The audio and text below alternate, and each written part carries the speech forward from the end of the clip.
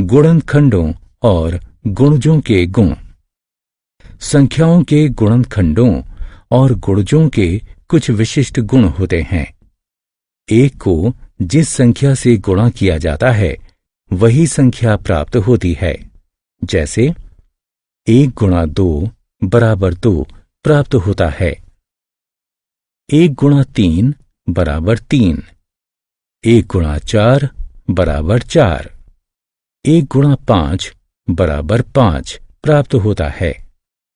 1 प्रत्येक संख्या को पूर्ण रूप से विभाजित करता है, अतः 1 प्रत्येक संख्या का एक गुणनखंड है।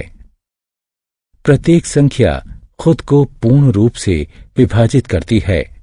जैसे 2 भाग 2 करने पर 1 प्राप्त होता है। 3 भाग 3 बराबर 1।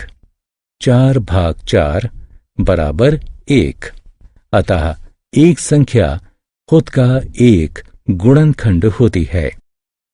एक संख्या को पूर्ण रूप से विभाजित करने वाली सबसे बड़ी संख्या वह खुद होती है।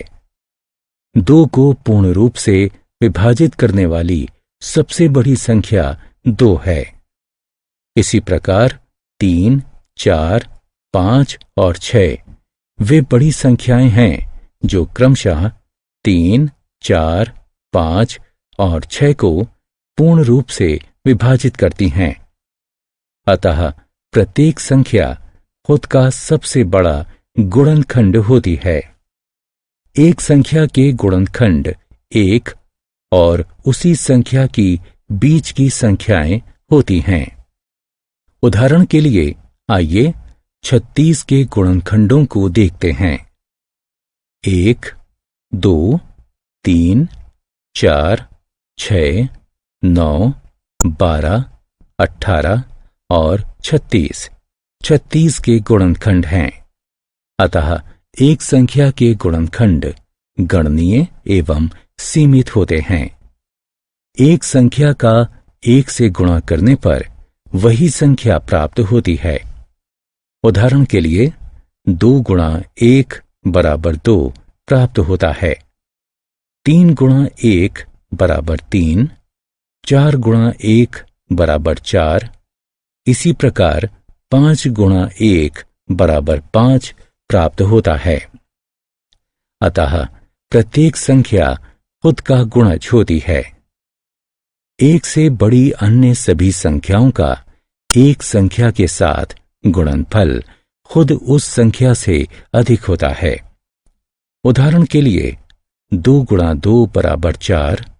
2 गुणा 3 बराबर 6। 2 गुणा 4 बराबर 8।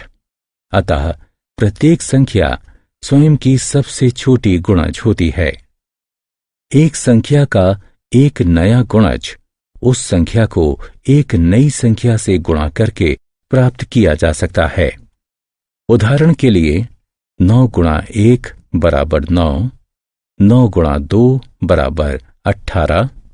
9 गुणा 3 बराबर 27। 9 गुणा 4 बराबर 36 इत्यादि। अतः एक संख्या के गुणज अगणनीय एवं असीमित होते हैं।